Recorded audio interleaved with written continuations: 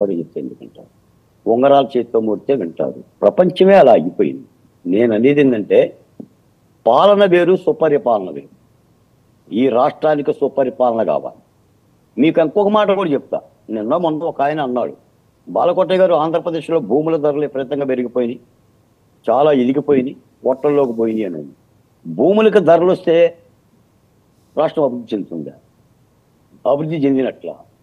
హైదరాబాద్లో కోకాపేట భూములు ఎకరం 100 కోట్ల రూపాయలకు అమ్మారు.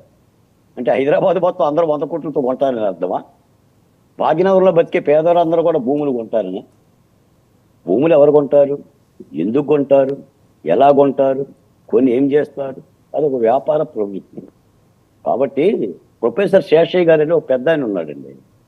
ఆయన అంటాడు, మానవ దేహంలో తల ఒకటే అభివృద్ధి చెందింది అనుకోండి, వీడి తల చాలా అభివృద్ధి చెందింది, వీడి తల 20 కిలోలు 30 కిలోలు ఉంది అని అనరు. వీడి తలకు రోగం వచ్చింది అంటారు. అంటే దేహంలో ఉన్న అన్ని అవయవాలు, కాళ్ళు, చేతులు, ముక్కు, కళ్ళు, నోరు, తల సమాంతరంగా సమంగా అభివృద్ధి చెందిన ఆరోగ్యవంతమైన శరీరం. చాలా బలమైన చురుకులేస్తున్నారు బాలకోటయ్య గారు. మళ్ళీ మీ దగ్గరకు వస్తాం.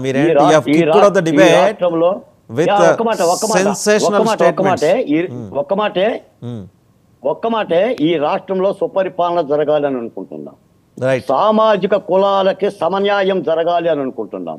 అన్ని సామాజిక వర్గాలకి అన్ని యొక్క రకాలైన అభివృద్ధి జరిగితేనే మనం గడిచిన కొంతకాలంగా బాలకోటయ్య గారు మనం గడిచిన కొంతకాలంగా డిబేట్ చేసుకుంటూ వస్తున్నప్పుడు నేను అనే 2 పదాలకు మీరు ఒకసారి వివరణ అడిగారు.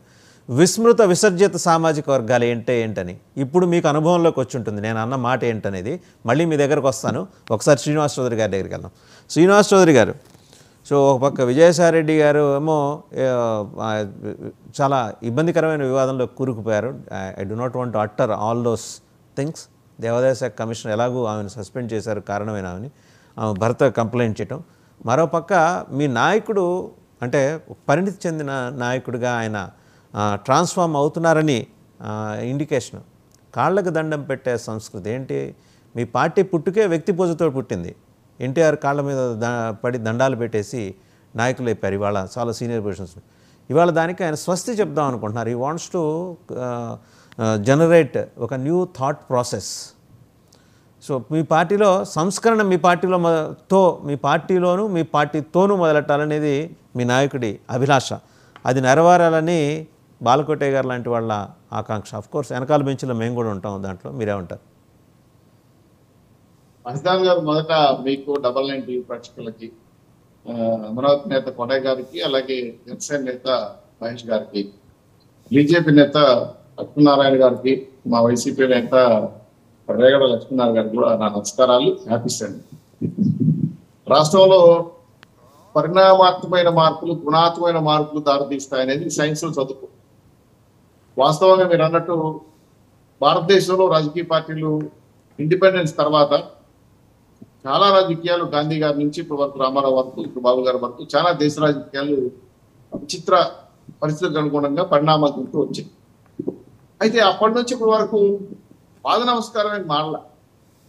అయితే బాబు గారు ఈరోజు దాన్ని శ్రీకారం చుట్టారు అంటే, ఒకటి ఆనందపడాలి, రెండు వ్యక్తి పూజని ఇక్కడ నుంచే తీసివేయాలని ఆలోచన రావడం మంచి సాంప్రదాయం. దాన్ని మనం నిజంగా స్వాగతించాలి.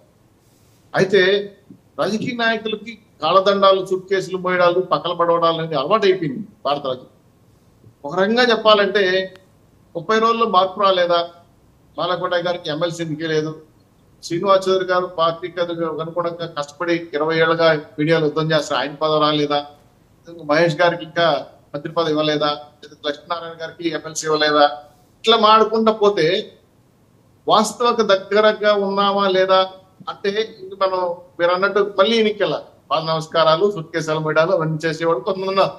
దానికి ఏదో మంచి పదం కూడా పెట్టారు, కోటరీ అని, భజన బృందం అని, అలా కొంతమంది ఉన్నారు. వాళ్ళకి వస్తుంటాయి, ఎందుకంటే ఇచ్చేసేది వాళ్ళే.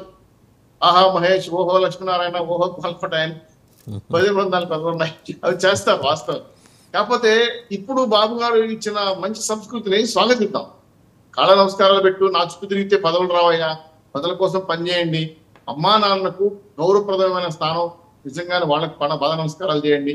భగవంతుడు ఈ రోజు ప్రపంచానికి చల్లని చూపునిస్తూ అందరినీ కాపాడుతున్న వెంకటేశ్వర స్వామి లాంటి పెద్దవాళ్ళు సాష్టాంగ నమస్కారం పులదండాలు చేయండి తప్పలేదు. ఎందుకంటే దేవుడు తల్లిదండ్రులు అనేది ప్రధానంగా, తర్వాత గురువు కూడా నమస్కారం చేయమని చెప్పి పెద్దలు అన్నారు. తర్వాత హిందూ సాంప్రదాయం ప్రకారం అయితే వాస్తవంగా పెద్దలకి పాద నమస్కారం చేసే సంస్కృతి ఉత్తర భారతదేశంలో ఎక్కువ చూశాను. చాలా మంది పెద్దవాళ్ళకి వాళ్ళు పరిచయం ఉన్నా లేకపోయినా పరిచయంతోనే పాద నమస్కారం స్టార్ట్ చేస్తారు. సో ఇది మంచి సాంప్రదాయం అని పెద్దవాళ్ళు అనేవాళ్ళు, పెద్దలను గౌరవించమని చెప్పి. సో ఇది కాలక్రమేణా ఏమైందంటే వ్యక్తిగత పూజ అయిపోయి, వ్యక్తి పూజ అయిపోయి. ఇదంతా ఓకే కానీ సార్ శ్రీనివాస్ చౌదరి గారు, నిన్న చాలా అకస్మాత్తుగా చంద్రబాబు గారు ఆ మాట అంటానికి గల కారణం ఏంటి అంటే, పార్టీలో ఈ తరహా ధోరణి పెరగటాన్ని ఆయన గమనిస్తున్నారు చాలా కాలంగా, దానికి చెక్ పెట్టాలనుకున్నారనేది నాబోటి అంటే లిటిల్ అండర్స్టాండింగ్, లిటిల్ విజ్డమ్ ఉన్న వాళ్ళకి అర్థమైన విషయం. మేబీ దాంట్లో ఇంకా పెద్ద అర్థమే ఉండుండొచ్చు, అది మీకు తెలుస్తుంది, మీరు సీనియర్ నాయకులు కాబట్టి చెప్తారా? నేను శుక్రవారం అనుకోకుండా అమరావతిలో ఒకే రోజు రావాల్సి వచ్చింది. ఆ రోజు వెళితే ఆయన చుట్టుపక్కల ఉన్న వాళ్ళు ఆయన ఖర్చు పట్టుకోవడాలు, ఆయన చెప్పులు ఎత్తడాలు, ఆయన కుర్చీ జరపడాలు, ఆ టకాని తిరిగి చూస్తే వెంటనే ఆయన దగ్గరికి వెళ్ళేదో చెప్తాడని. అంటే కొన్ని విషయాల పైన అవగాహన రహిత్యంతో బాబు గారితో ఎక్కువ నేను అటాచ్ అయిపోయాను, ఆయన లేని నేను లేని అంటే వ్యక్తిగత పూజే. సో ఆయన అడగలా, ఆయన మాట నీళ్లు మాట